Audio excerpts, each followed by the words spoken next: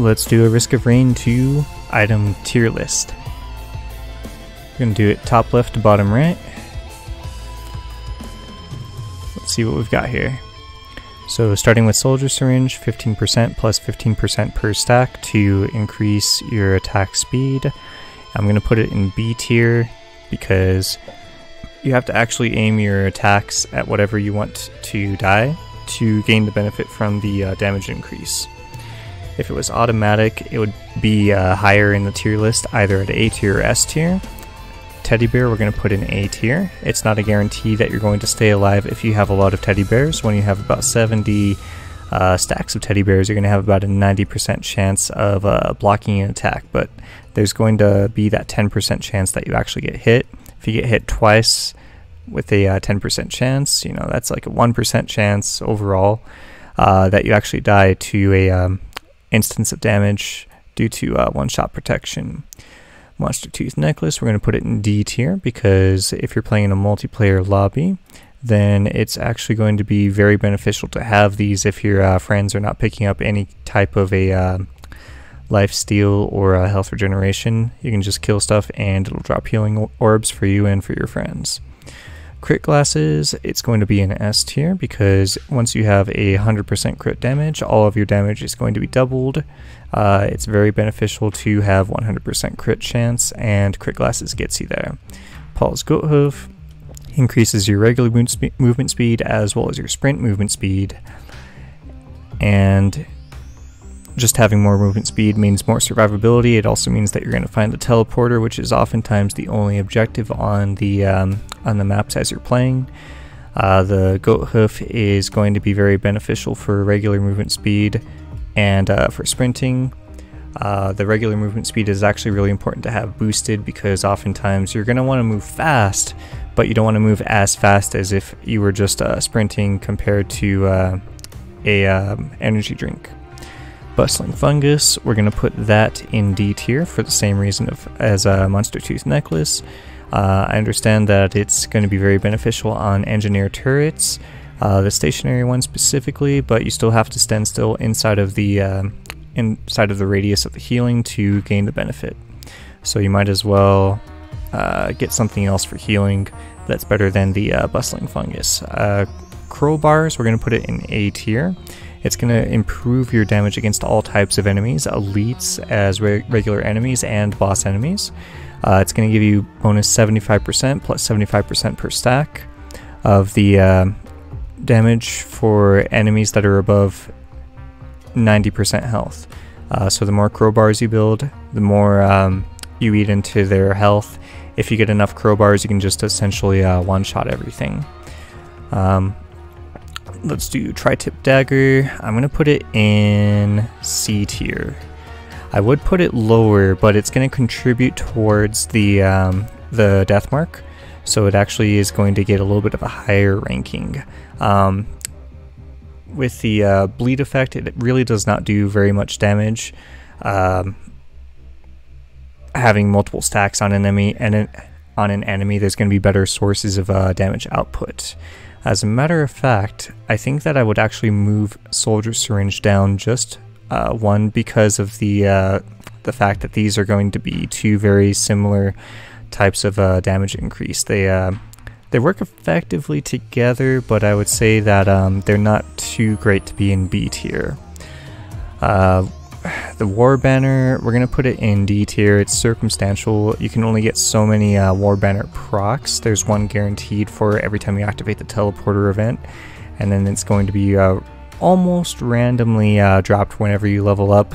If you're not paying attention to your levels, then it's going to just be wherever you happen to level up at, and it may not always be in an ideal location. You're only going to get very minimal usage out of it. Cautious Slug, we're actually going to put that a little bit above the Monster Tooth Necklace and the Bustling Fungus. When you're out of combat, you're going to start healing passively faster, which is fantastic. The Personal Shield Generator, we're going to put in, I would say, D tier. The fact that you can't actually heal the health, you have to wait about 5 seconds out of combat to regain your shield is very circumstantial, just sort of like the rest of the items in the D tier. Medkit we're going to put in A tier. So the first medkit that you pick up, it's going to heal you for 20 health plus 5% of your health plus 5% per stack per medkit. So if you have 20 medkits, you're going to heal 100% of your life after a short 2-second duration of not getting hit. So the early game benefit of healing combined with the fact that it scales into late game puts it in a solid A tier. Gasoline, we're going to put it in B tier actually, above these items, because gasoline early on is going to carry you into stage 2 and possibly into stage 3, just depending on the circumstances. It's going to be really useful for cleaning up wisps. Most commonly, it's going to just automatically one-shot them, and wisps are just a lock-on type of a enemy that'll shoot you, and it's awful. It's a horrible feeling. If you get shot by wisps a lot, if you pick up a gasoline, you don't have to worry about that enemy type anymore, for the most part. Stun grenade, it's very circumstantial. It's somewhere between D and C tier, I would say. I'm going to say D tier because it's less of a priority than the rest of the items. Actually, I'm going to put it in F tier, because sure, you get the benefit of stunning enemies, but not all enemies can be stunned, and by the time you have enough stun grenades that it's going to effectively stop the enemies that can be stunned, they're going to be dying to mostly other stuff anyways, fast enough that the stun grenade is not going to be noticeable. Fireworks are very good outside of command runs because you're going to be opening chests and barrels and shrines constantly, but for command runs they're completely useless. But it's going to be, this is going to be more of a command tier list, so we're actually going to put it in F tier. There's almost no circumstance in command where you're going to want to prioritize a firework. The energy drink is actually kind of a bad item. I'm not sure if anybody has really talked about this, but if you pick up enough energy drinks, sure, you're going to get a massive boost to your sprinting speed, but it also increases the duration it takes for your character to come to a stop if you discontinue your movement option. So let's say you're sprinting on flat ground, you're going to slide. But the fact that it actually does give you movement speed is beneficial. So I would recommend getting it in conjunction with Paul's Goat Hooves, but prioritizing Paul's Goat Hooves over energy drinks. We're going to put it in C tier. Backup magazine, circumstantial to the characters that you're selecting. It's going to be amazing on loader for the first couple, and possibly more, just depending on the type of run that you're going for, but the first 1 or 2 of the backup magazines that you pick up on loader is going to improve your mobility drastically. It's okay on other survivors. Specifically, I'm thinking the next best survivor would be Artificer with her charged up electric ball attack. Having multiple of those, and the fact that it's very high damage move means that backup magazines are worth prioritizing on loader and Artificer, definitely. The other survivors, well, it's not that great. It's honestly not that great of a item. You can prioritize most of the other items that I'm going to put above this. So I'm going to put it in C tier. If it were as beneficial for the other survivors as it is on loader and Artificer, I would put it in B tier, but I'm going to put it in C tier. Sticky bombs. This is one of the few items in the game that'll just give you a flat boost to damage. I forget the exact numbers on it. Let me look it up here. 180% total damage. So there's a 5% plus 5% per stack proc chance for a sticky bomb to be attached to an enemy for 180% total damage. That's going to be whatever applied the sticky bomb. It's going to do 180% of that damage, which is really, really good. We're going to put it in S tier for that reason, although it's not going to be a priority until you have some of the other items in S tier. Rusted Key is going to be worthless in command for the most part. You're going to want to prioritize other items much more above that one. Armor Piercing Rounds, we're going to put that in S tier as well. As you increase the difficulty specifically, for example in modded runs, where you can have multitudes, the boss's health is just going to scale much faster. Much faster than the regular enemies or elite enemy types. And so by having boss bullets, as I like to call them, you're going to be able to level the bosses faster than not, and it's going to help you get through the teleporter event faster, and you'll have to worry less about the bosses and more about just cleaning up the other enemies, which should be a cinch. The closer you can get the boss's health bar to be as non-circumstantial as possible, that's going to be great, but it's not going to be the top priority for damage. It's definitely going to be crit glasses initially. Topaz Brooch, we're going to put that in B tier as well, for the same reason as Gasoline. It's going to help you out really early in the run. Later on in the run, you're going to need to pick up more Topaz Brooches in order to get a topped off barrier on top of your health. It's specifically going to be worse on Multi because Multi has the highest health scaling out of any of the survivors, meaning that you would actually not even want to pick up Topaz Brooch on Multi specifically, just because the barrier drops off too fast. The barrier actually decays faster depending on how much health you have. So the less health you have, the more barriers you're going to have that covers your health. It's going to be best on Huntress for this reason. Pretty much going to get double her health just for free just by having one or possibly even two. But outside of that, it's not going to be that great of an item. For that reason, we're going to put it in B tier. Focus Crystal. This is not a good item, honestly.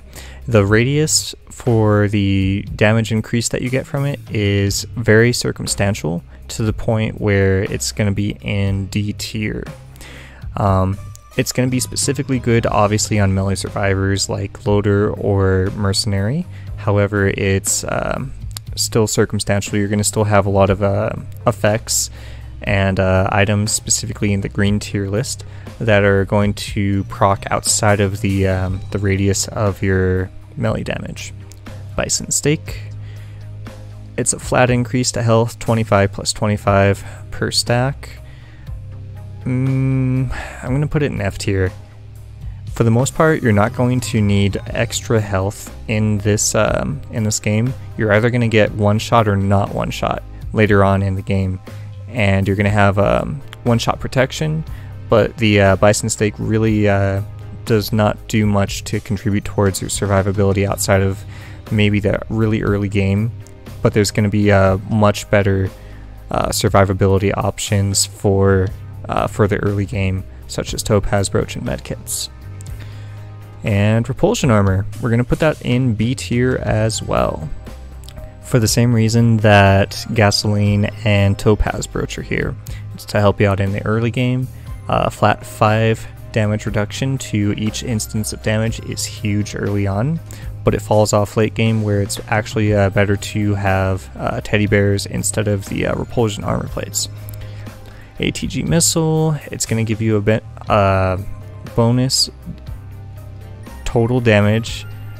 There's going to be a 10% chance to proc in Atg Missile for 300% total damage plus 300% per stack. So every time you fire off an Atg Missile, it's going to be amazing, and it's a massive increase to damage for each additional Atg Missile you get. The more you can have a single enemy get hit by multiple ATGs, the more benefit you're going to get from an ATGs. This is a more of a single target type of item to get. It's going to be fantastic against Mithrix. since oftentimes he's going to be the one of the only enemies on the map for it to hit. Will-o'-the-wisp we're going to put in S tier as well. The reason for Will-o'-the-wisp being as high as it is due to the fact that the more you stack, the more damage it gives you, but also the radius of the Will-o'-the-wisp grows per stack. The Will-o'-the-wisp, if you get enough of them, you can essentially kill one enemy on the map, and it's going to kill the rest of everything on the map, which is fantastic. Having everything be dead is a fantastic way to stay alive and just win forever.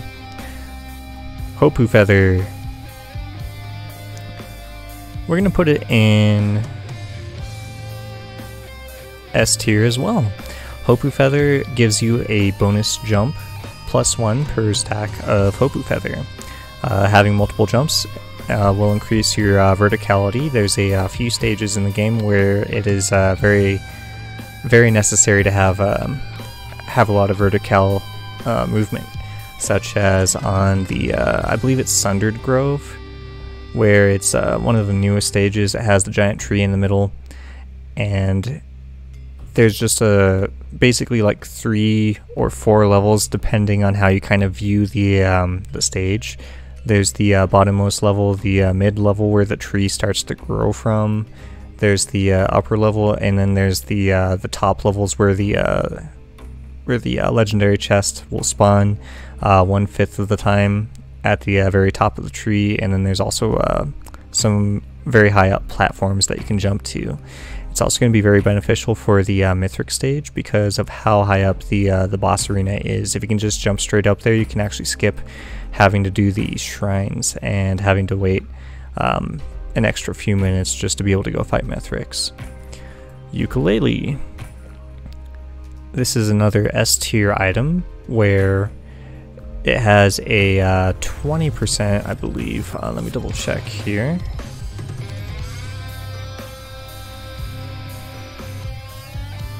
Ukulele. There you are. 25% chance to fire Chain Lightning for 80% total damage on up to 3 +2 per stack targets within 20 meters +2 meters per stack. So this is going to be really good for enemies that are close to each other. But you actually don't want to get too many ukuleles due to the fact that the meters that it can proc to just being +2 per stack is very small. That is a very small addition to the range that ukulele can provide. But the fact that it can hit multiple enemies, it's really good to have just a few of these. I would say maybe 5 is going to be the most benefit for the ukulele. Leeching Seed, we are going to put that in F tier. The reason is it's so circumstantial. It's going to offer you just barely any survivability. It only gives you +1 health regen per stack of it, compared to the Harvester Scythe. In a command run, this is going to give you +4 health regeneration. Or actually, let me double check that. I'm pretty sure I'm wrong about that.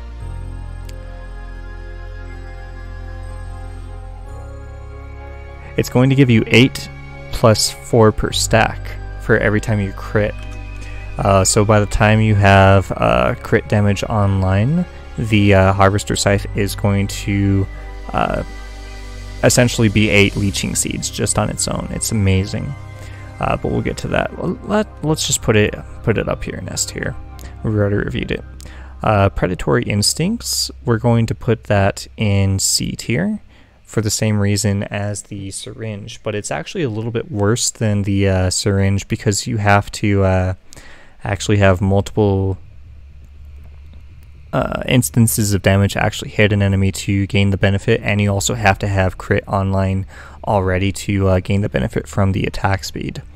Red Whip, this is very circumstantial, but we're going to put it in C tier as well with the energy drink. It's going to give you additional movement speed to your just regular movement as well as your sprint speed. If you really need movement speed in a pinch and you're just not getting any white items, you could pick up a red whip, and that's going to get you around, but if you enter combat at any time, you're going to lose the movement speed, so phooey. Old War Stealth Kit. This is a pretty circumstantial item, but it's going to be really, really good in conjunction with the med kit. Giving you falling below 25% health causes you to gain 40% movement speed and invisibility for 5 seconds, and recharges every 30 seconds, minus 50% per stack. The fact that you have to get hit in order for it to proc makes it not an ideal item to have, but if you have maximum med kits and you pick up a old War Stealth kit, that's going to help mitigate the potential that you're going to take another instance of damage, thus allowing medkit to have more opportunity to proc on its own. The fuel cell is another S tier item. You can use it in conjunction with any of your equipments. All of the equipments do different beneficial things for your run.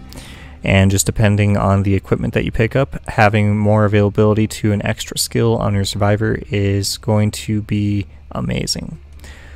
Infusion, we are going to put that in D tier, above the Bison Steak. It gives you plus 100 health, but you have to farm for your health. You get plus 1 health per kill per medkit. So if you pick up 2 medkits, you're going to get 2 health. If you pick up 3 medkit, or sorry, if you pick up 3 infusions, you're going to get 3 health per kill. So you can farm up to the maximum cap of 100 health faster if you get more infusions. You don't want to get too many infusions if you're going for a what is it called? Hellfire Tincture build. Where you're not picking up shaped glass, because it's actually going to eat more of your health faster the higher health you have on your survivor if you're going for a Hellfire Tincture.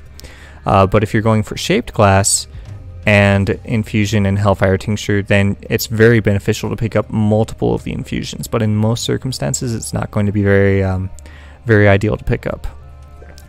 Bandolier. This drops an item that does not last very long. Like, you have to go out of your way to pick up the refresh, but this will lower the cooldown of all of your skills. I believe resetting all of the skills. Let me see here. 18% plus 10% on stack, chance to kill on kill to drop an ammo pack that restores all skill cooldowns. So it's actually really good if you pick it up, but if you're picking it up with the intent of it being the core of your build, it's going to be a terrible item just like the rest of these. But it's going to be better than the rest of the F tier items, so I'm going to put it at the top of F tier.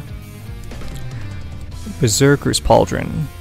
This gives you bonus attack speed and movement speed.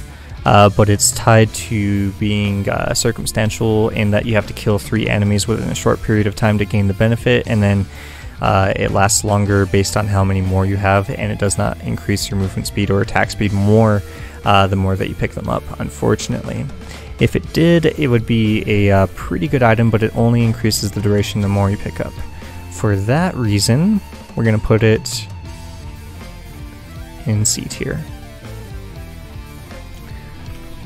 The Rose Buckler, I'm pretty sure it's what it's called, gives you bonus armor when you're sprinting. Very circumstantial.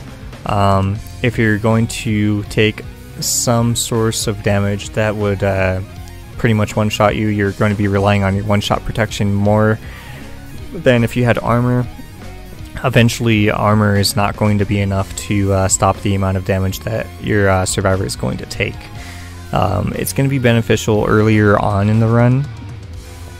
And the best survivability item to really pick up outside of Rose Buckler is going to be the Teddy Bear, or the Dios. Those are objectively better survivability items.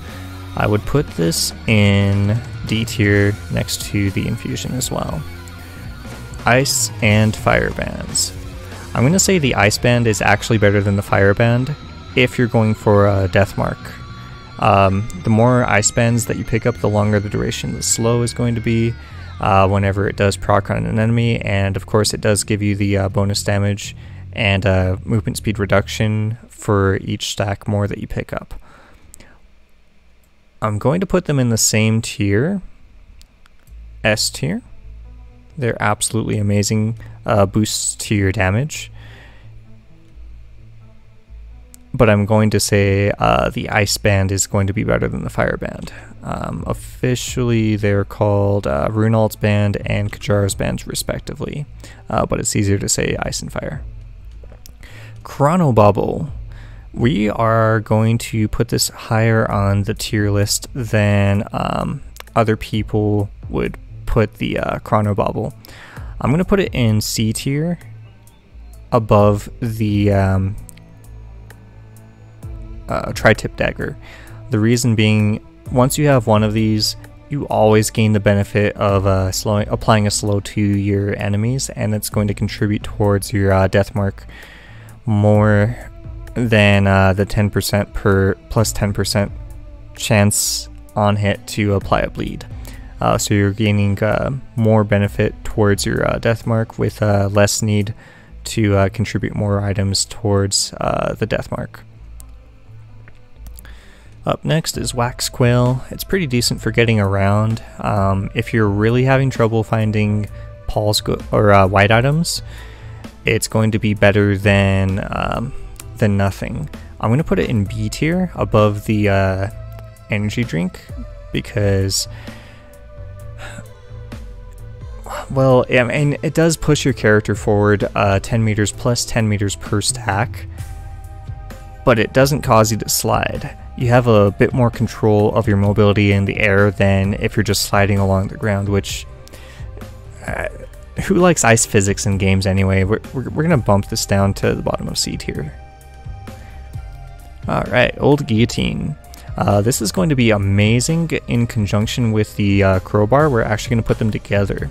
Once you have about 70 Old Guillotines, you're going to execute elite enemies once they reach 90% health. So obviously combine that with a crowbar where you do bonus damage to the first 10% of a elite or any enemy's health bar. Once they get to the 90% health threshold, Old Guillotine just kicks in and executes them straight away, which is amazing. Having any amount of these is going to be a boost to your damage and survivability because elite enemies are some of the most dangerous in the game. Specifically, you're going to want to get Overloading and Malachite and Celestial type enemies to be not an issue. Faster than most of the other ones. Blazing and Ice are very dangerous as well, but the other three mentioned are definitely more of a concern, especially considering they have boosted health stats. So having Old Guillotines is going to help with all of the elite enemies, but specifically Overloading, Malachite, and Celestial, those are the biggest problems. Warhorn. It's actually awful. I'm going to put it in F tier. If you want attack speed, probably don't want to tie it to the usage of your equipment in most cases. And you're also probably going to want to get other attack speed items above the Warhorn. Here, I'll actually put it in D tier. It's not amazing attack speed, like I mentioned. You have to actually aim your shots at whatever you want to have die, and attack speed is not as beneficial of a damage boost compared to other items on the list. It would actually be much more beneficial to get a Ice or Fireband over the Warhorn, or even a freaking Atg Missile or Ukulele. There's very, very minimal reason to pick up a Warhorn. I'm gonna put it back in F tier actually. It's just awful. Lapton Daisy. We're gonna put it in F tier, but we're gonna put it above these guys. the reason for the Lapdung Daisy being down here. Sure, it gives you healing during the teleporter event, but if you're not inside of the teleporter event when it goes off, you're going to miss the heal. And if you're inside of the teleporter event during the heal, there's just other better healing items again to really get in this game. There's the medkits and the Harvester Scythe. Those are going to typically keep you capped off on health. Razor Wire. Is there a way to make another tier on this website?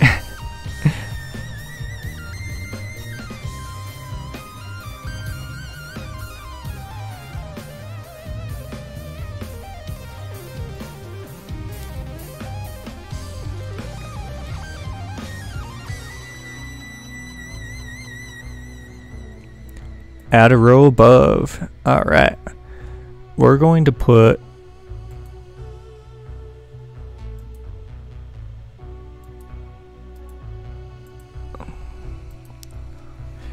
SS. And we're going to put it in blue. Fantastic. Razor Wire. In any game where you can gain a benefit from being hit and it retaliates, damaging other enemies near you, that's going to typically be one of the best items in a game. Specifically in Risk of Rain 2, Razor Wire in conjunction with Shaped Glass and Hellfire Tincture. We're just going to put them all in the SS tier together right now. These items... Actually, one more thing. Add a row above. Shape glass.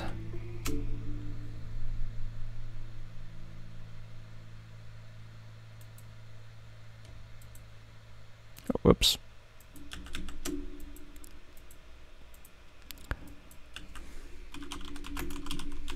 It gets its own freaking tier list because of how good this stuff is.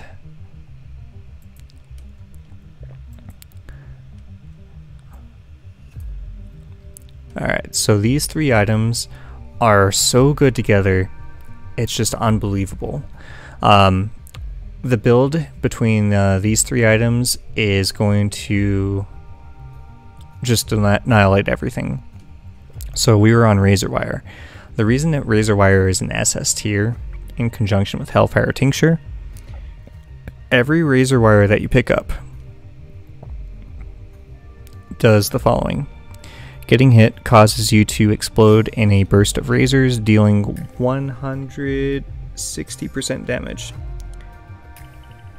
Hits up to 5+2 per stack targets in a 25+10 meters per stack radius. This has the fastest increasing radius out of all the items here. All of them. The fact that you can increase your radius of just hitting everything on the map faster than everything else, it's outrageous. Hellfire Tincture makes it so that you attack yourself, thus proccing Razor Wire, thus Razor Wire hitting everything else on the map, and every shaped glass you get doubles your damage exponentially. So if you have 10 shaped glass, for example, you have 2 to the power of 10 damage. And just so you know what that looks like, 2 to the power of... Oh, hold on. I pressed the wrong button on a calculator. 2 to the power of 10. Gives you 1024 times damage to your base damage. So just imagine your 1024 survivors if you pick up 10 shaped glass. That's why shaped glass gets its own freaking tier list. It doesn't even matter that it reduces your health. If you're attacking literally everything on the map with 1024 times survivors damage, everything is just going to get annihilated. Alright, Norristome. This is a very bad item on command, because you don't have to buy anything except for Legendary Chest on Abyssal Depths and on Sundered Grove. Yeah, not Siren's Call, Sundered Grove. It's just not worth getting. It's almost not even worth farming for the Legendary Chest on stage 4, just waiting and looping. Alright, so we're going to put it in F tier. We're going to put it at the bottom of F tier. Actually, no. Yeah, I would prefer Leeching Seeds over Norristome. It also causes lag. Like, if you pick up enough of these, you're going to start dropping gold nuggets everywhere, and it's going to cause a lot of lag. So that's enough reason alone to put it at the bottom of F tier. Squid pull-ups, awful. You don't have any interactables to really to work with for squid pull-ups. Deathmark. Alright, we're going to put it objectively above other items that would cause you to proc Deathmark. So we're going to put it in S tier. It gives you a flat 50% bonus damage once you have a Deathmark applied to an enemy for 7 seconds plus 7 seconds per stack. So you can get more Deathmarks to ensure that the duration your Deathmark is actually going to stay applied for the time that you're fighting an enemy. So if you get like 3 or 4 of these, you're pretty much just always going to have Deathmark on whatever enemy you're attacking, especially if you're going for these 3 items in conjunction with like a Gasoline, Tri-Tip Dagger, Chrono Bauble. Actually, let's make a freaking Deathmark tier on its own. So we're going to put that in between A and S, because it is a not ignorable bonus to damage, I would say. So add a row above. We're going to say Deathmark.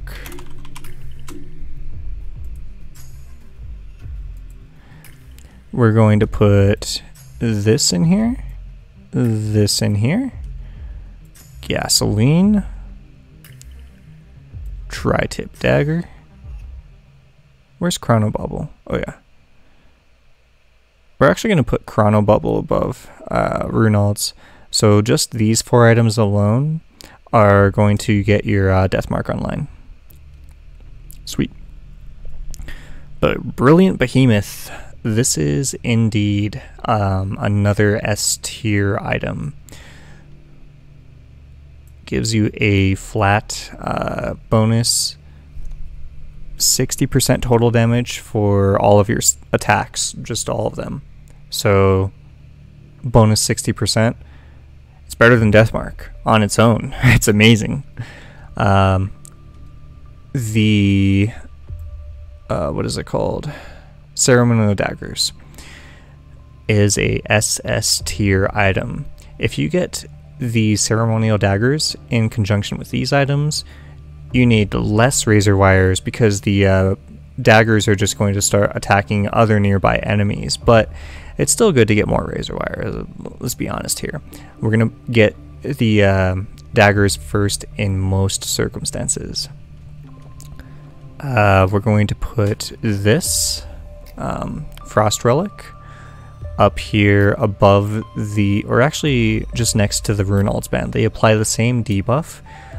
So if you get one or the other, you're going to get the debuff for 80% slow, I believe. Let me double check here. Yeah, 80% slow. It's specifically just called 80% slow, and that's how the debuff is applied. So you should get both, honestly. If you enjoy the increased field of view that the Frost Relic gives you, that's cool. But it also just slows everything next to you, which is great. And it's a decent radius. It's not great though. Happiest Mask. This can cause lag, and some enemies, when they get procced by the Death Mask, are going to be their original color, so it can sometimes be confusing when the enemies are actually enemies or if they're on your side. Head Stomper. This is a bottom tier, S tier item, I would say. Or actually, let's put it in A tier. We're going to put it in A tier, just below the teddy bears. The reason for that is its survivability capability. It negates fall damage. This is great on every survivor except for Loader, who automatically has negated fall damage, but it's also going to be beneficial for actually stomping on some heads. You're going to get some big damage if you decide to use this, but it's also going to improve your mobility. In the fact that if you get launched way up into the air, maybe due to a wax quail or just doing a mercenary M2, you can jump.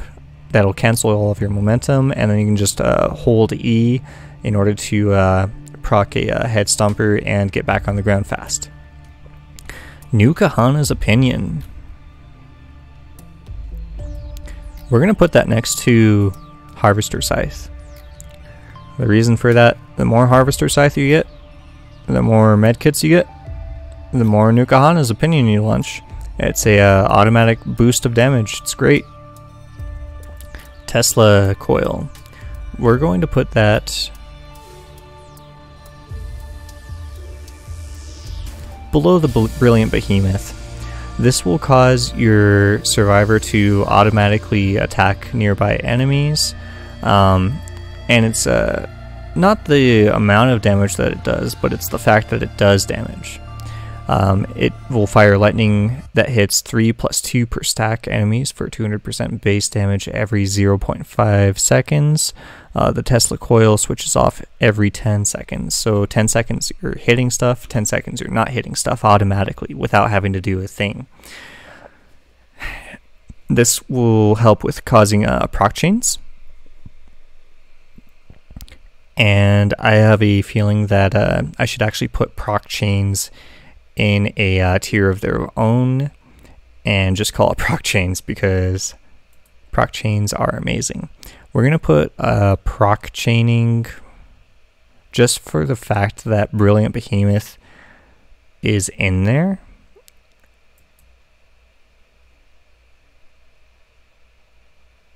Above S, we're going to call it S+.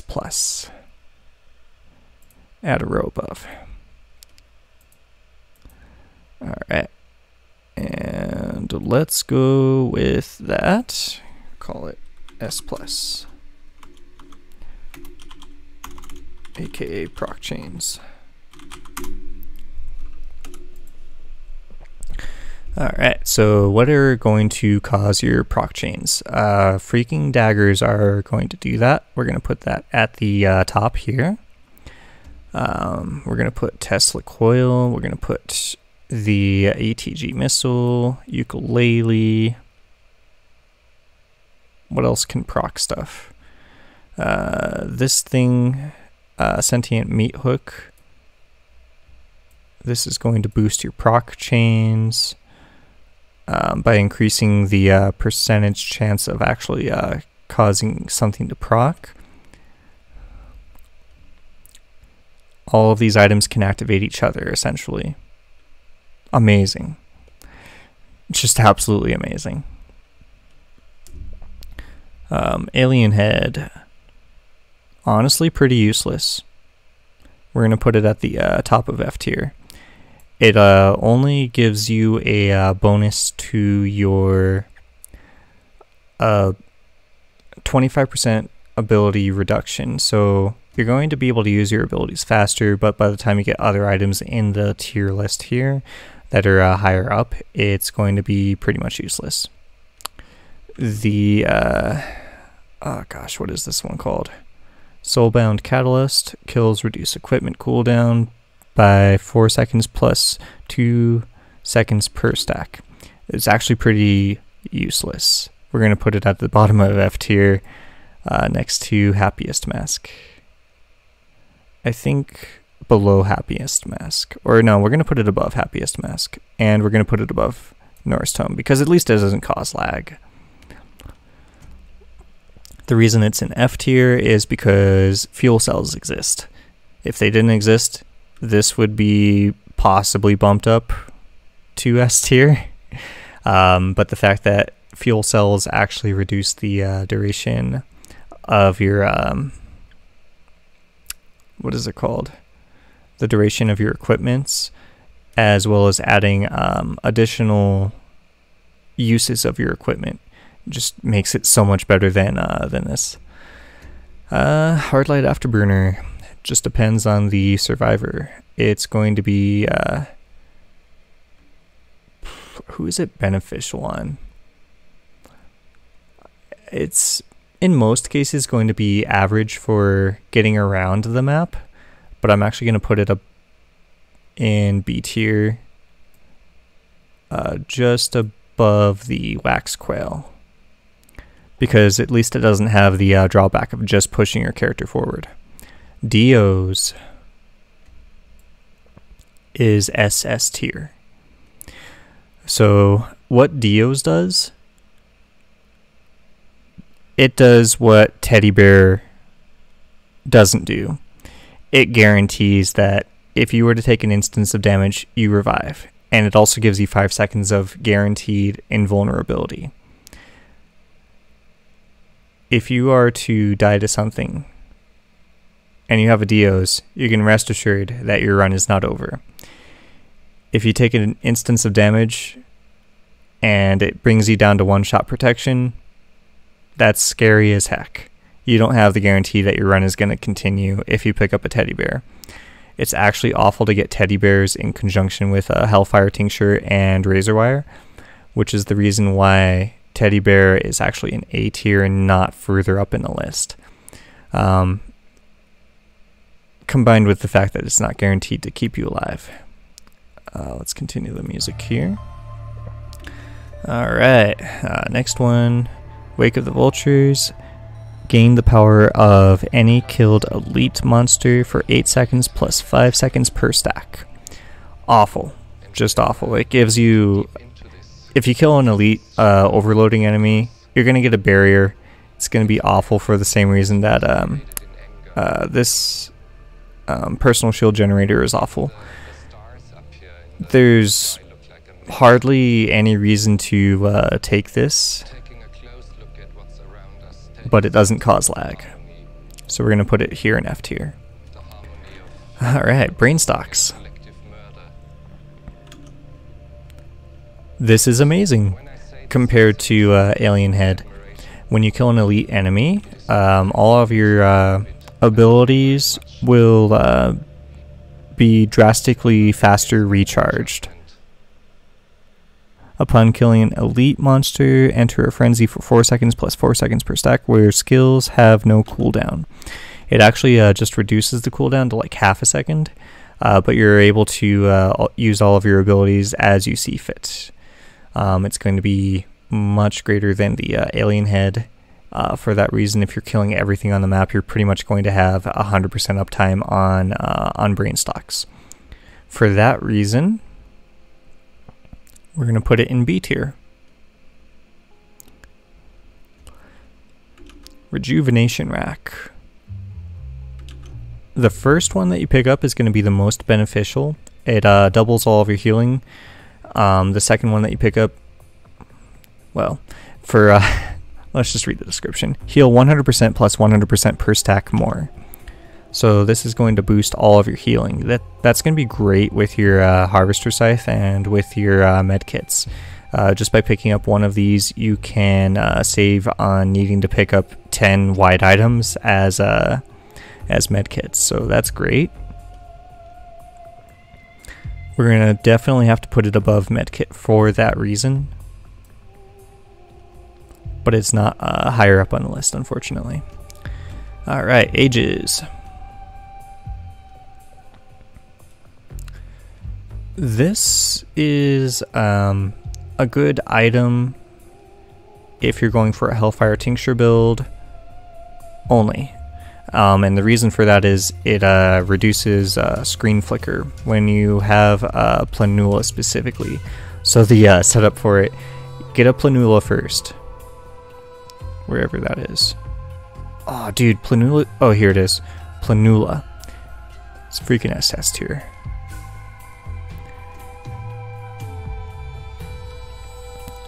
I'll get to that in a second.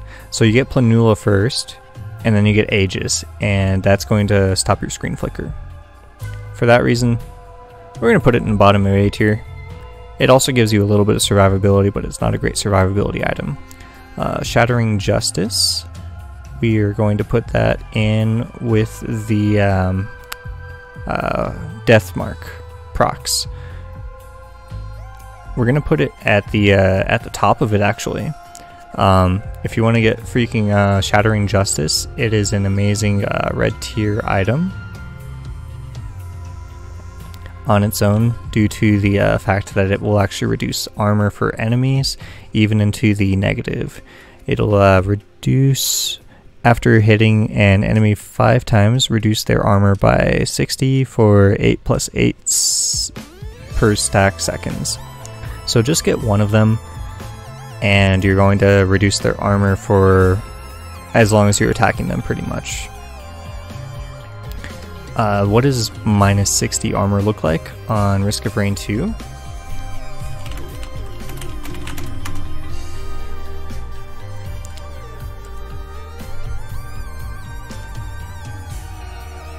That is 37.50% damage reduction subtraction. So you essentially get 38% more damage just by having a Shattering Justice once you have the debuff on an enemy. 38%, that's really good on its own. Combine that with Deathmark when you get that up and running, it's great. Alright, Resonance Disc. I used to think that it was good, but it's just okay. It will automatically attack enemies, but only if you've already started to kill some stuff. It builds up a chance to attack an enemy just based on how much stuff you kill. It's alright. It's just alright. We're going to throw it in with the proc chains, but at the very bottom.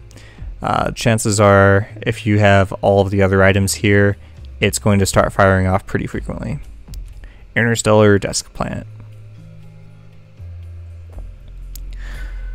I'm actually going to put it in F tier. I was thinking about putting it in D tier, but the fact that it's legendary and not a normal, like a uncommon rather, makes it worse because there's so many better legendary items to pick up outside of the desk plant. It gives you also very circumstantial healing, and I guess it kind of causes a little bit of lag, so we're actually going to bump it even further down next to Norse. Defensive Microbots. There's absolutely no drawbacks. Actually, there is. There is the drawback of... Just kidding, no there isn't. There's no drawbacks. Defensive Microbots is amazing. It doesn't interrupt your Hellfire Tincture Razor Wire build whatsoever, and it just increases your survivability, which is great. It's exclusive to Captain unless you go through the Trial of Metamorphosis on Sky Meadows as Captain, and then you get a random other survivor. So it's unfortunate you can't get it on other survivors, but it is fantastic. Titanic Neural. We're going to put that next to Infusion. It's great for survivability early on, but outside of that it completely falls off. The health regeneration is pretty nice. It's not tied to the being out of combat like Cautious Slug, so that actually might be a reason to bump it up above Cautious Slug, but the fact that it's a boss tier item and there's other better boss tier items, we're going to keep it next to the Infusion. Let's talk about Planula. Planula is an SS tier item because every time you get hit, you heal 15 health, plus 15 per stack of Planula. And if you deal 1 health of damage to yourself, you actually heal 14. So if you have a constant uptime on your Hellfire Tincture and your Planula is on your survivor, you're just going to constantly be healing, and there's less risk of actually dying. to stuff just by having a Planula. It is amazing early game, and as long as you have a Hellfire Tincture or just are taking small amounts of damage, it's going to heal you a lot. There's literally no drawbacks. This is one of the best boss tier items. The Beetle Guard, Queen's Gland.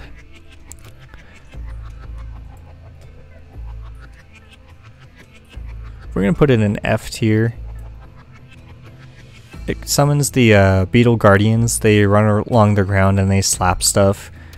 They're pretty cool to have just to look at if you like having like a NPC to look at, but they really don't do much damage. I guess they would be, if drones were in this list, they would be in the same tier as drones in the fact that it draws enemy fire away from your survivor. So that is added benefit for survivability. Better than all the others. So we're going to put it above Lapton Daisy.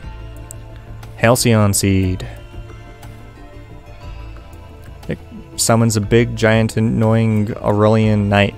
But it's essentially going to cause the enemies to target him instead of you. So we're going to put it next to the Beetle Gland, and for that same reason we're going to put the empathy cores in there with these other two. They're not that great. Alright, Little Disciple. This is one of the best boss tier items. Where do we want to put it? It sort of goes with proc chains. You have to actually sprint for it to work. It's going to be better than the resonance disc, and it's going to help start your proc chains automatically for the most part. Alright, next one we have the regular Pearl. 10% increase to maximum health plus 10% per stack. We're going to put that below the Titanic Neural and below the Infusion. If you're... Actually, we're going to put it in F tier. There's almost no reason to actually go for this item, because you have to spend your lunar coins on a blue item, and then you have to feed it to... Actually, yeah, it's completely useless on command. What am I saying? It's completely useless. There's no chance of obtaining that or the Irradiant Pearl, although they are okay items on their own. They would be in D tier, just right below... Well, the Pearl would be right here. The Irradiant Pearl, if it was free to freaking get the Irradiant Pearl, this would be pretty much a top tier item. Like, it would be above Crit Glasses, it would be above Paul's Goat Hoof. It increases your all of your stats by 10%, which is great. So that includes health, armor, crit damage, attack speed, movement speed, and health regeneration. Really good item on its own, but there's just no way of obtaining it in command. There's no cleansing pools. Alright, Molten Perforator and Shatter Spleen. We're going to put those, of course, in the Deathmark tier. We're going to put this guy at the very top, and this guy definitely above Gasoline. Definitely above the Ice Bands, but not above the Chrono Bauble. So Shatter Spleen is an amazing item on its own. When you have 100% crit chance, this thing is going to melt stuff. Not because of the bleed damage. Remember, I said bleed damage is not that great in this game, but the fact that it deals percentage health damage to nearby enemies that have died that are affected by Shatter Spleen or bleed. So that could be tri-tip dagger bleed, or it could be a Shatter Spleen bleed. They actually both count towards the same bleed counter. but the fact that you pretty much are going to have 100% crit chance, that's going to be one of the first things you go for your white items. You get the Shatter Spleen, and you're going to be dealing bonus crazy damage just to everything that explodes next to enemies that died. Mired Urn. We're going to put that at the bottom of the Deathmark tier. Can I actually, let's change this to something a little bit easier to read. We're going to change it to white. Deathmark. This does apply a Deathmark debuff, but you have to get close to enemies. But it's going to be in the Deathmark tier because it works with Deathmark. Up next, Genesis Loop. What was another, the Old War Stealth Kit, wherever that is. We're going to put that below the Old War Stealth Kit. It doesn't help your survivability as much as the Old War Stealth Kit, and it's dependent upon actually getting hit for it to work.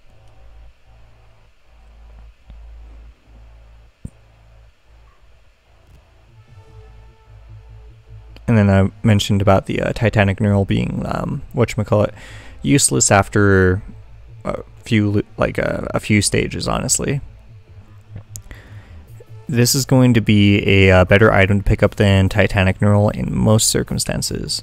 You're going to get infusions and Titanic Neurals if you need more health in order to stack more shaped glass, because your health is not greater than 1 HP for your Hellfire Tinctures.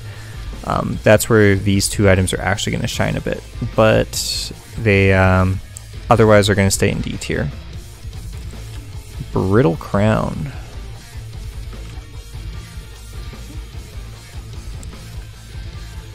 There's no reason to pick up a Brittle Crown in Command. Transcendence. If you want to negate your fall damage, this is going to be a really good option. Slightly above the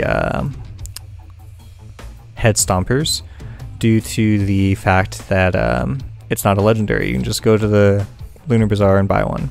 Although it is going to make your other healing items actually worthless, and it's also going to make your Nukahana's opinion worthless. So let's actually bump it down to B tier. If your concern is fall damage, definitely get a Head Stomper. Up next, Corpse Bloom. Heal 100% plus 100% per stack more. All healing is applied over time. You can heal for a maximum of 10%, minus 50% per stack of your health per second. This item is awful. Don't ever get it. Gesture of the Drowned. We're going to put that freaking SS here. There's literally no drawback. When you have the Hellfire Tincture and you have 4 fuel cells, you're going to have 100% uptime on Hellfire Tincture, and you're going to be less focused on pressing Q every 12 seconds because the Gesture of the Drowned is going to take care of that for you. Up next, Strides of Heresy.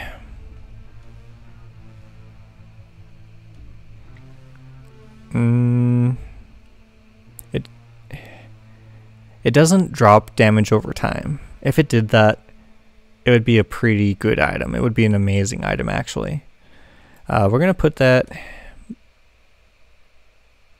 below the Genesis Loop, but it's basically the same idea as the Old War Stealth Kit, in that you become invisible to enemies, essentially. You actually become intangible, but same thing, same thing. Next one, Visions of Heresy. Place your primary skill with Hungering Gaze. Fire a flurry of tracking shards.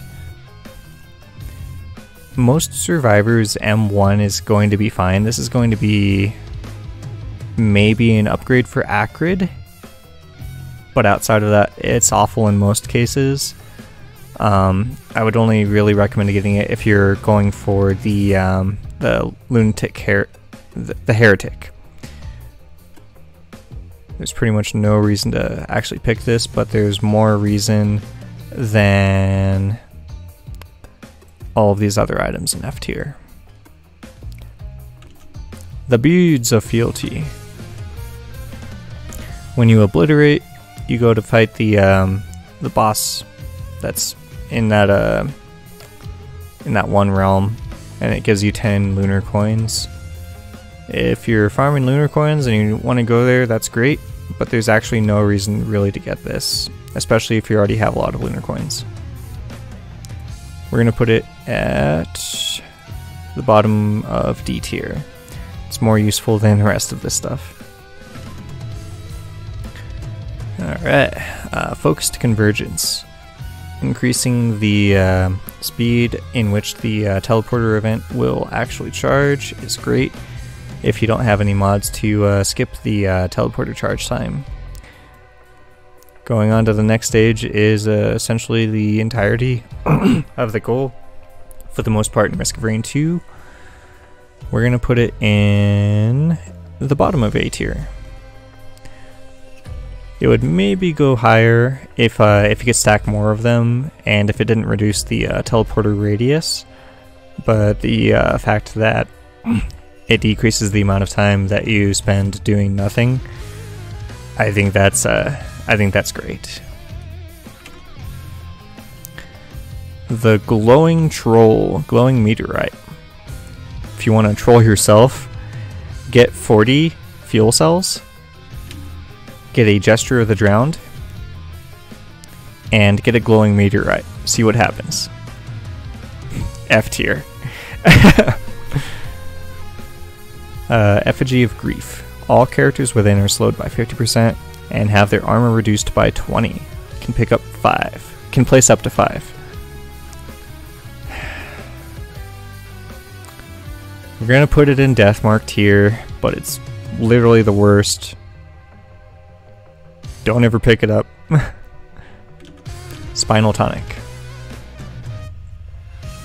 If you're going for a Spinal Tonic build, you better get Gesture of the Drowned and 4 fuel cells. It is way better to get Hellfire Tincture in every circumstance over Spinal Tonic for a command build.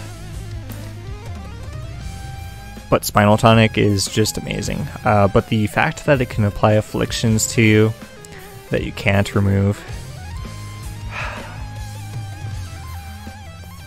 it's great if you're going for it. If you're really into Spinal Tonic, it is a great item. We're going to put it in A tier. Really, try out Spinal Tonic if you haven't, however. Spinal Tonic, you drink a tonic, gaining a boost for 20 seconds. Increases your damage by 100%. Increases attack speed by 70%. Increases armor by 20. Increases maximum health by 50%. Increases passive health regeneration by 300%. Increases movement speed by 30%. If you get 100% uptime on that, you just get great increases to your damage. If you're not going for Hellfire Tincture or for Shaped Class, this thing is gonna rock. It's gonna just be amazing. Defiant Gouge. Using a shrine summons enemies nearby. Scales over time. It actually has use cases.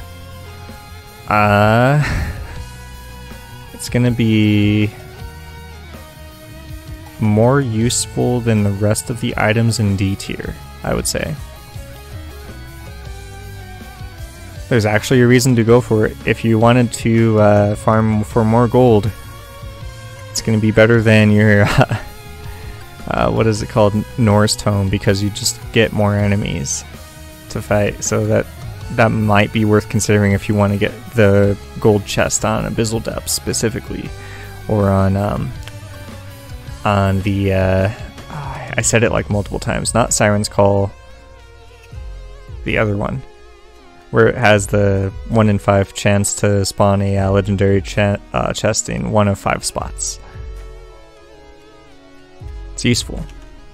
It's actually useful. This thing, Mercurial Ratchies. creates a ward of power in a random location nearby that buffs both enemies and allies within 16 meters 50% per stack, causing them to deal 50% damage, plus 50% damage. It's so circumstantial, but it's not F tier. If you pick one of these up, you're going to get bonus 50% damage, which is great, but it's such a small radius and you have to be inside of it, so you lose out on all the mobility options that you go for in Sacrifice for damage. If you really, really need that bonus damage, though, it's worth going for.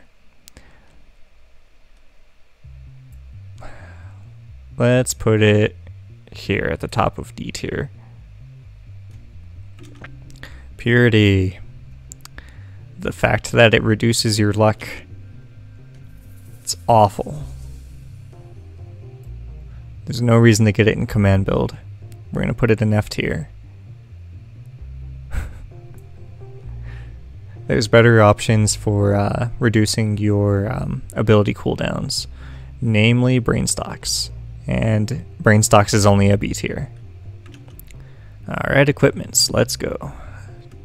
Disposable missile launcher.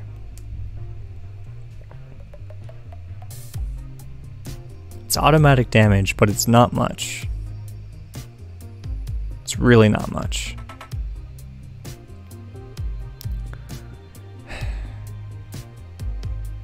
These are going to be the hardest to rank because they all have different benefits, and you may or may not like them. I'm gonna place them based on my personal opinion. I think these are better than Alien Head, but I wouldn't pick them up. The Foreign Fruit. Early on, it is better than not having any healing items. We're actually going to put it circumstantial. That's sort of what the D tier list is. Circumstantial, I would actually consider getting that. Same thing goes with Gnarled Wood Sprite. They basically serve the same function. This gives you 50% heal upon activation. This gives you 10% heal upon activation, but it also gives you a passive health regen. Primordial Cube. It is great for getting the Gesture of the Drowned unlocked. For that reason alone, you just Primordial Cube a bunch of Hermit Crabs so that they fall off of Titanic planes. That's all you do. For that reason, it's going in D tier. At the very bottom, Ocular Hood. You gain 100% crit chance for 8 seconds. It's short duration, and the fact that the first thing you're going to go for is crit damage makes this pretty worthless to get. The backup thing. Yeah, it's just called the backup. Summon a bunch of drones. If you get a lot of these, they cause lag. For that reason, these can cause lag faster than like most of the other stuff in this list. We're going to put it at the bottom. Prayon Accumulator. It's a lot of fun to use. BFG is a sick freaking ability to have in this game.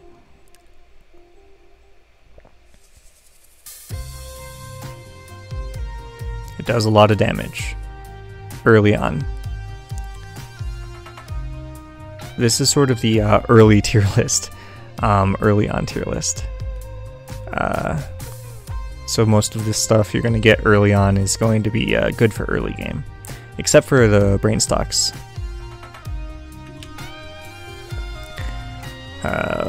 Milky Chrysalis, gain flight.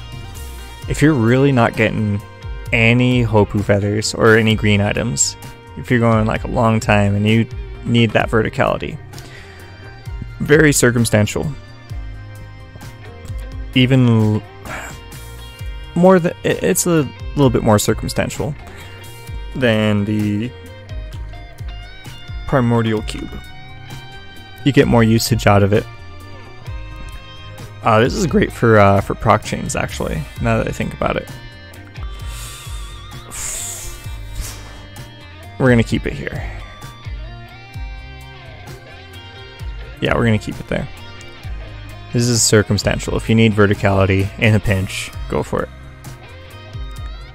It does modify your movement in a weird way, so it's going to be weird on some survivors like Multi, especially.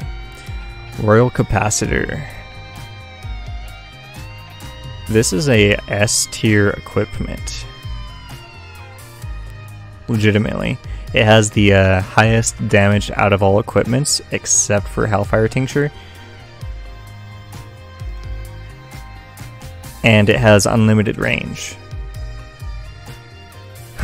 It's amazing. What is the next one?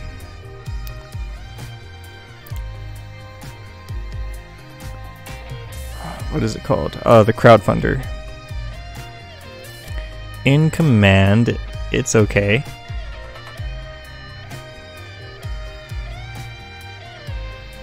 Actually, let's put the Royal Capacitor in SS tier. It's going to be basically, if you don't have a Hellfire Tincture, you're going to get Royal Capacitor. This thing does so much damage, and it doesn't have the drawback of damaging yourself if you're going for a build that you don't damage yourself, like Hellfire Tincture. Alright, the Crowdfunder. There's way better equipments to get, so we're going to put it in F tier. The Radar Scanner. This is actually circumstantially pretty good. If you're just going for finding the teleporter after teleporter after teleporter, you can consider picking up a Radar Scanner. It's going to be circumstantially pretty good. The Eccentric Vase. Early on, this is going to be useful for getting you around before you start getting Paul's Goat Hooves, before you start getting any Wax Quails. We're actually going to put it above Wax Quails for that reason.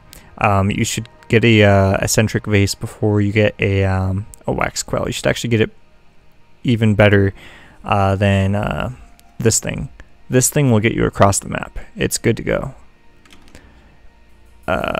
Blast Shower, cleanse all negative effects, including debuffs, damage over time, and nearby projectiles.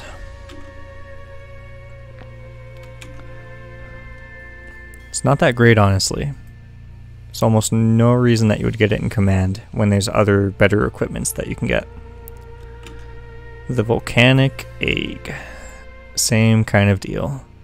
It works like the Strides of Heresy, but it takes up your equipment spot instead of one of your abilities, and there's just better equipment stuff to get. So it's almost worth considering more to get a Strides of Heresy if you were thinking about a Volcanic Egg. The Elephant in the room. Jade Elephant. Gain 500 armor for 5 seconds. It's like 80% damage reduction. If you're going to get one shot, you're going to get one shot. It's better just to heal your health back. We're going to put it at the one below the disposable missile launcher, in the fact that you may want to get disposable missile launcher. It kind of causes a little bit of lag, but it also helps with proc chains a little bit, but there's better stuff for that. The Jade Elephant helps with survivability, but it's not ever a priority. The Sommering. If you really, really need it. If you're just not wanting to get... Well, no. I mean, it's for Deathmark. You can get it for Deathmark. That's pretty much it. There's one more item for Deathmark here anyway, so we're just going to leave it there. If you need bleeds for your Deathmark, go for it. Hellfire Tincture is also technically part of Deathmark. You can apply the Hellfire Tincture debuff to enemies for Deathmark. we're just going to keep it here.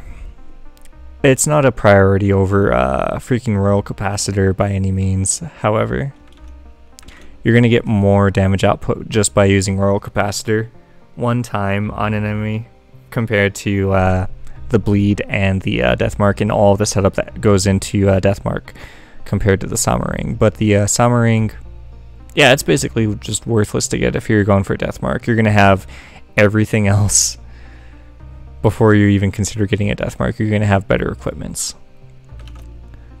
But we're going to keep it there. We're going to keep it there. The Recycler, completely worthless on command. Completely worthless, unfortunately. Doesn't cause lag though, so we're going to put it here.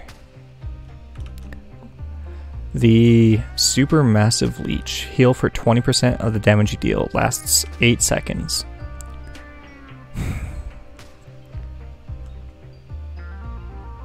If you're in a pinch, chances are you're going to want to run away and heal. It's going to be worse than these two guys. For that reason, we're going to put it below the Interstellar Desk plant. Hey, how about that? There's actually a better healing item than the Supermassive Leech. Great. Gorag's Opus. All allies enter a frenzy for 7 seconds, increases movement speed by 50% and attack speed by 100%.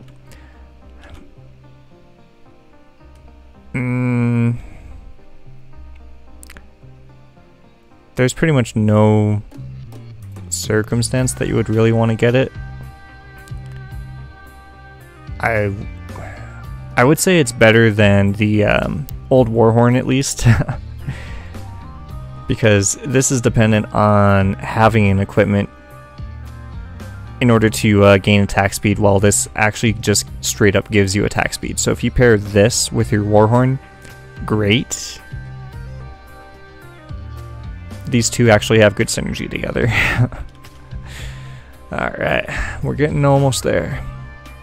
Forgive me, please. Throw a cursed doll out that triggers any on-kill effects you have every 1 second for 8 seconds. So you get 8 procs of all of your on-kill effects. That's going to be your, let's see here. What is on-kill? Daggers are?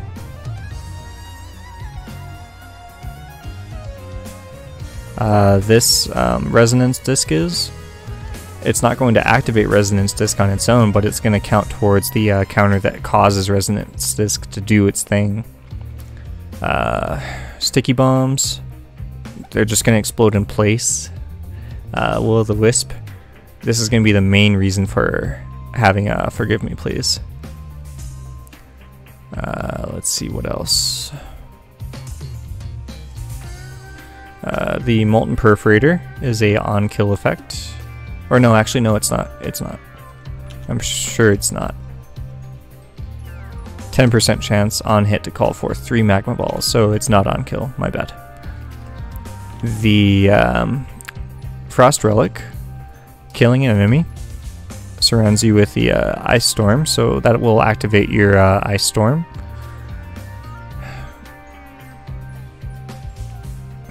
Gasoline, it'll activate your Gasoline.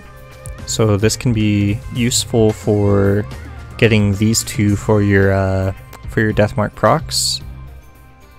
For that reason, we're gonna put it in Deathmark. What else does it activate?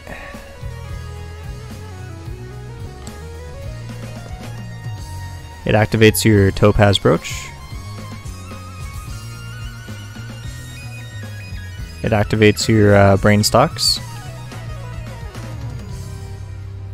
It's not totally useless. I would argue it's even better than Sommering. What else is there? Any other on-kill effects? Oh, Berserker Pauldrons. It'll activate that.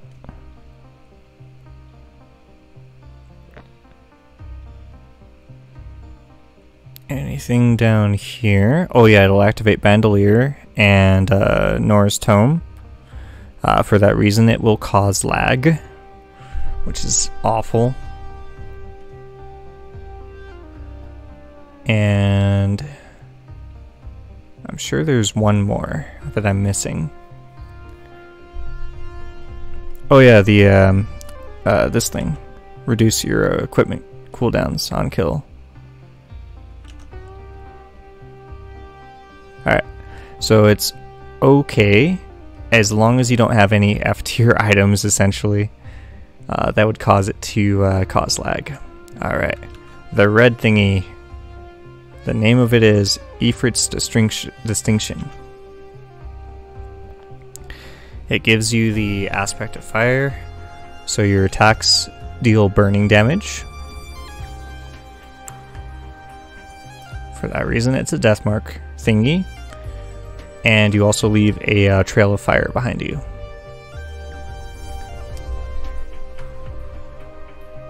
I'm going to put it above this guy, because it doesn't have the drawback of potentially activating lag. Alright. The white one. This one is Silence Between Two Strikes or Her Biting Embrace. Pretty sure it's Her Biting Embrace, which is the ice aspect. So you deal a slow, and you also explode with the ice thingy on death. And if enemies are inside of it, they get frozen for a little bit. Not that great for dying, but you know, it's a thing. If you have a Dios, sure, you'll get the full benefit from it. The next one, Overloading. Pretty sure that's Silence Between Two Strikes.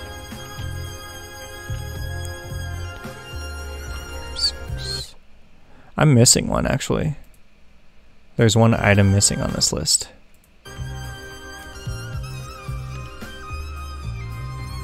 We'll get to that. We'll get that to that in a second.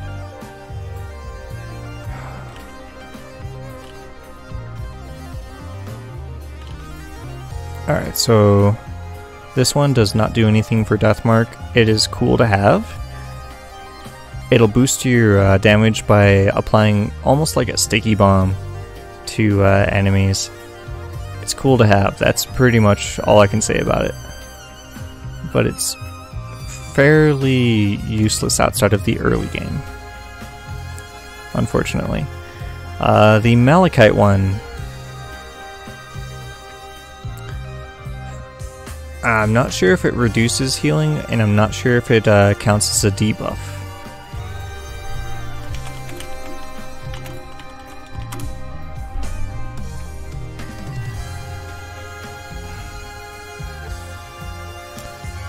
Shoot occasional urchins and apply healing disabled on hit. So this does count as a debuff.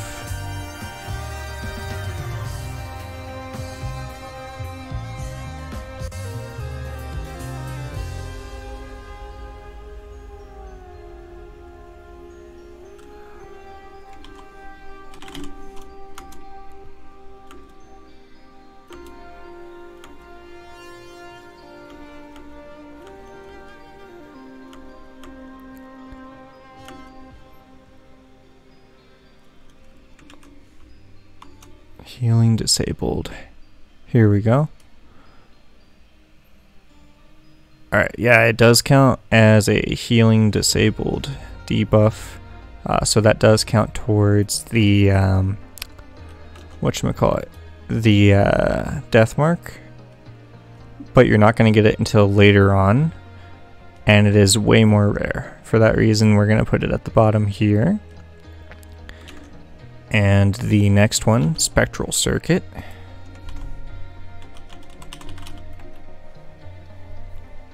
Cloak nearby allies and apply a 80% slow on hit.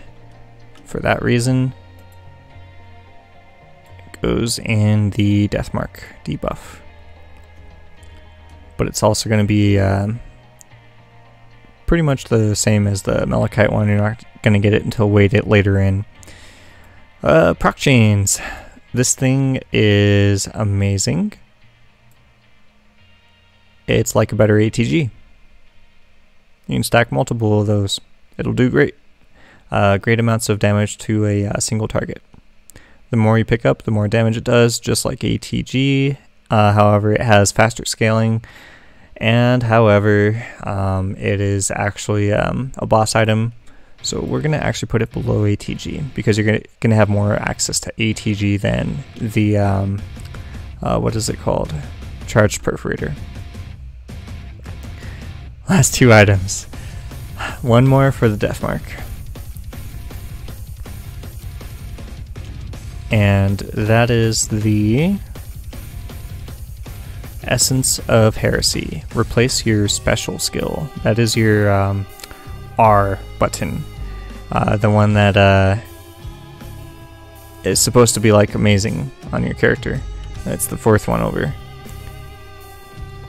It replaces it with Ruin, and as you hit enemies, it applies stacks of Ruin to the enemy, which in itself counts as a debuff. If you don't activate it, that debuff stays on them, and when you do activate it, it consumes all of the stacks of Ruin, dealing damage per stack of Ruin, and it recharges after 8 seconds. So there's going to be an 8-second downtime where it is not applying debuffs.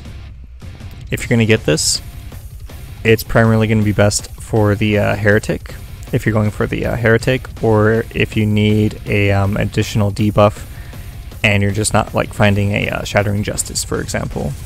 It doesn't in itself deal bonus damage, unfortunately, so it's going to be, I would say, below the Ice Band, or even below the Frost Relic. If you really need it and you're just not getting a Shattering Justice for whatever reason, and you're okay with sacrificing your special skill, get it. Last item. Hooks of Heresy. Replace your secondary skill with Slicing Hailstorm. This does apply a debuff, but you have to be close range in order to get it to work, and it replaces one of your abilities, but I would say it's better than the rest of these ones here, if you're okay with replacing that. And that is my completed Risk of Rain 2 tier list for command builds.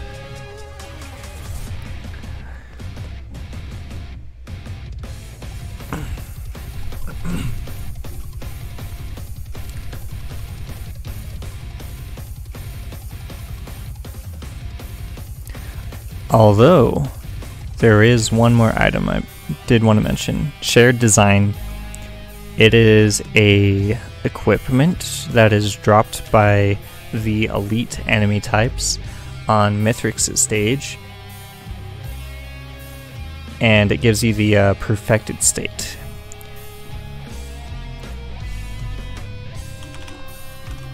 RoR2 items. And this is similar in function to the, what is it called? Spinal Tonic without the drawback. In Elite equipment, it can only be found as a rare drop from Perfected Elite. The drop chance is 1 in 4,000 from each Perfected Elite, but this chance is affected by the 57 Leaf Clover and Purity. A player equipped with the Shared Design gains the powers of Perfected Elite.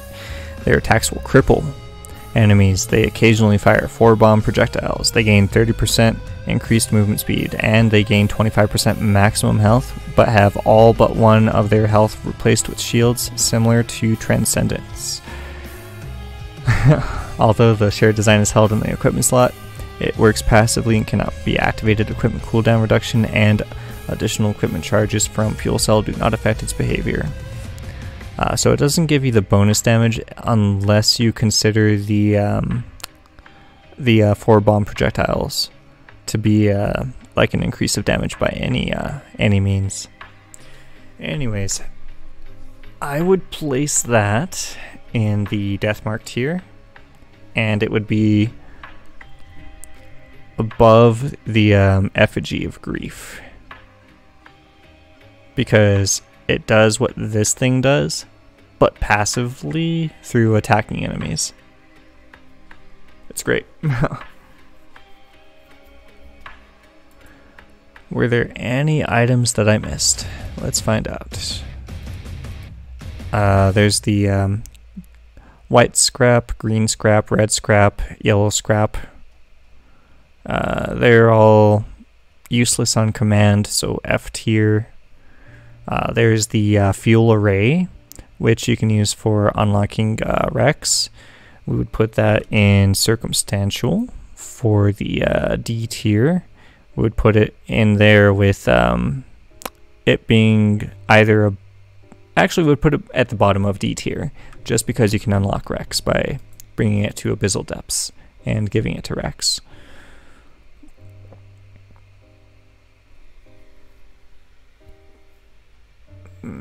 I don't think there's any other items. Artifact key, it's like not applicable, but if you go into the hidden realm to do an artifact, let's say it's going to be circumstantial because you can get defensive microbots onto another character. We're going to put it in D tier, just for that reason. So that's the artifact key.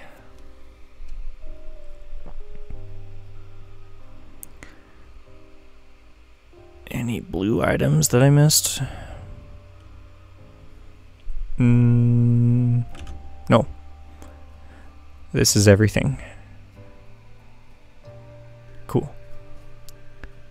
If you enjoyed, if you learned a little bit about maybe the ranking that I would give for the items in Risk of Rain 2, if this is helpful in any way, I'm glad I was able to help.